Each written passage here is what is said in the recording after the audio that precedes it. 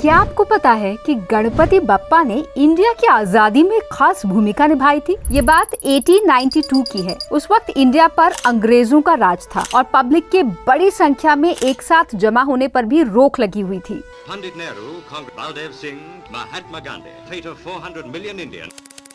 भारत के अलग अलग हिस्सों में आजादी की बातें तो होती थी, लेकिन आजादी की मांग ने एक जन आंदोलन का रूप नहीं लिया था। ये वो दौर था जब गणेश चतुर्थी लोग अपने घरों में इंडिविजुअल स्तर पर मनाते थे। कोई गणपति बप्पा मोरया के नारों के साथ सड़कों पर खड़े होकर ढोल नगाड़े नहीं बजाता था। आज हम जिस तरह से गणेशोत्सव को देखते और मनाते हैं, इसे ये रूप देने का एक बड़ा मकसद था, सोए हुए भारतीयों को जगाना, जिससे गणपति बन गए राष्ट्रीय एकता के प्रतीक। कैसे? आइए इसकी परत दर परत खोलते हैं। बने रहिए मेरे साथ। गणेशोत्सव को नया रूप देने का ख्याल स्वतंत्रता सेनानी बाल गंगाधर तिलक का था, जिन्हें इसके लिए कांग्रेस के अंदर ही विरोध झेलना पड़ा।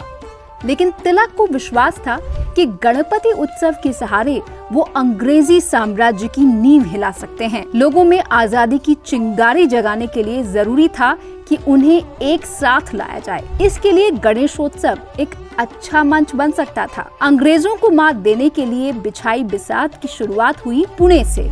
यहाँ सबसे पहले गणेशोत्सव को पब्लिक यानी सार्वजनिक तौर पर मनाना शुरू हुआ। बाल गंगाधर तिलक की भाषा और अंदाज इतना जबरदस्त था कि लोग उन्हें सुनकर जोश में आ जाते थे।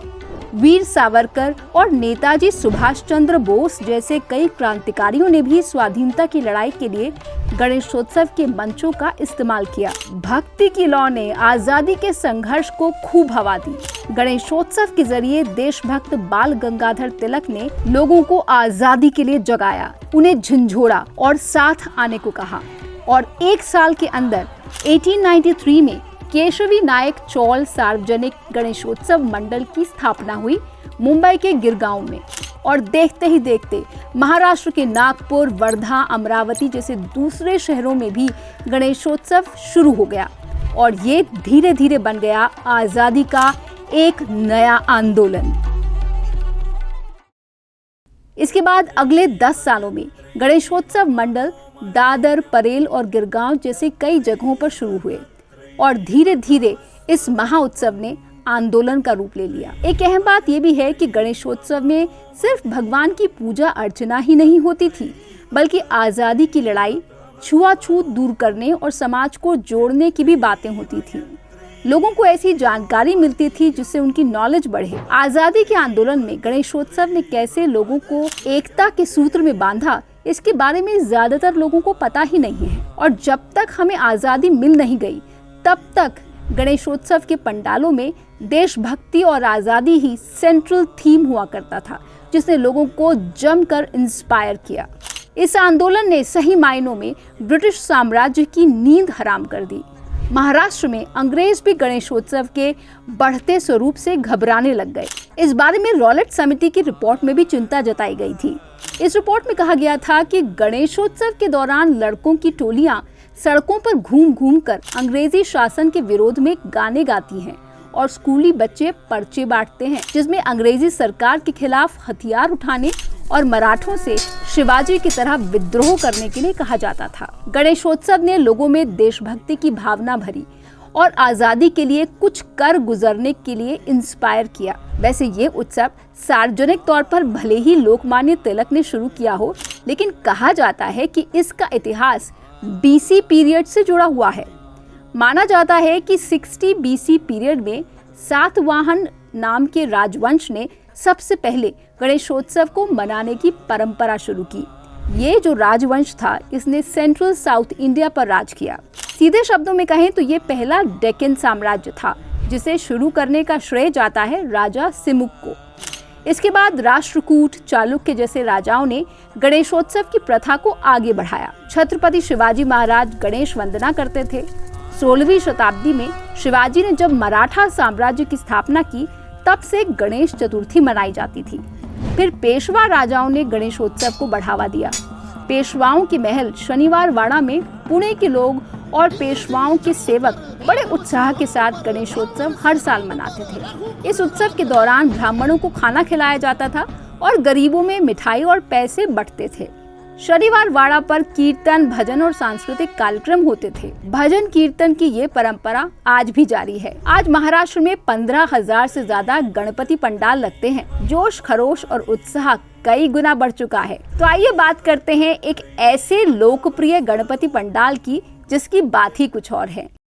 ये है मुंबई के सबसे लोकप्रिय लाल बाग के राजा, जिन्हें लालबागचा राजा भी कहा जाता है। इनकी आन बान और शान के आगे दुनिया सिर झुकाती है।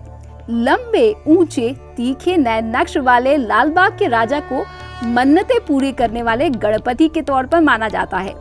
ये पंडाल आज से 90 साल पहले कोली और मछुआरों के समुदाय ने गिरगांव में शुरू किया।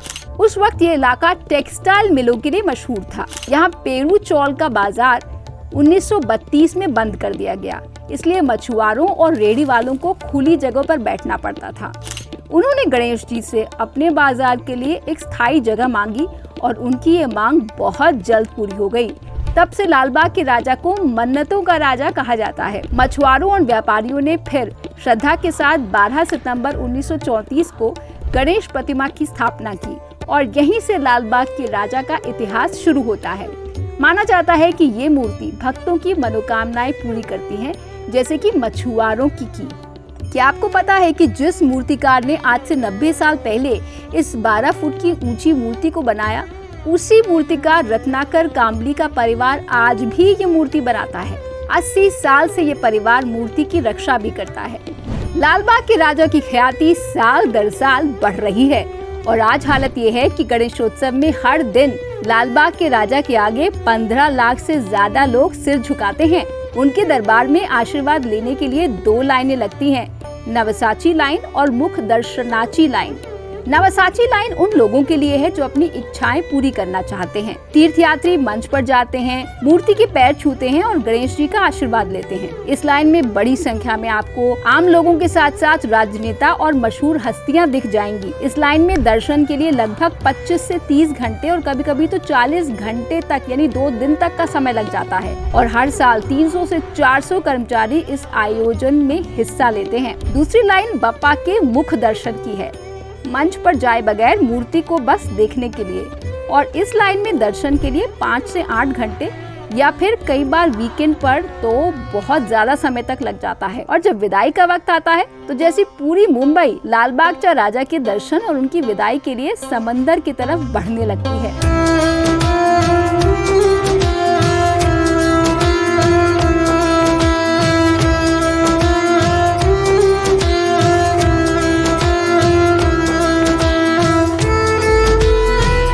नए दौर में गणेशोत्सव अब महाराष्ट्र तक सीमित नहीं रहा। ये देश के अलग अलग राज्यों और दुनिया के कई देशों में फैल चुका है। स्वतंत्रता संग्राम के दौर में लोगों को एकजुट करने के लिए शुरू हुआ ये महाउत्सव आज भी लोगों को जोड़ रहा है। अब गणपति 7 समंदर पार भेजे जा रहे हैं, जैसे कि ये 16 फुट के विशाल गणपति जो कि खास तौर पर मुंबई से कनाडा के टोरंटो भेजे गए हैं और इन्हें कहा जाएगा कनाडाचा राजा। अफ्रीका से लेकर दुनिया के अलग अलग हिस्सों में गणेशोत्सव की रौनक देखते ही बनती है। आपको ये वीडियो कैसा लगा हमें कमेंट सेक्शन में जरूर बताएं और इस चैनल को सब्सक्राइब करना ना भूलें। हाँ, बेल आइकन भी जरूर बजाएं।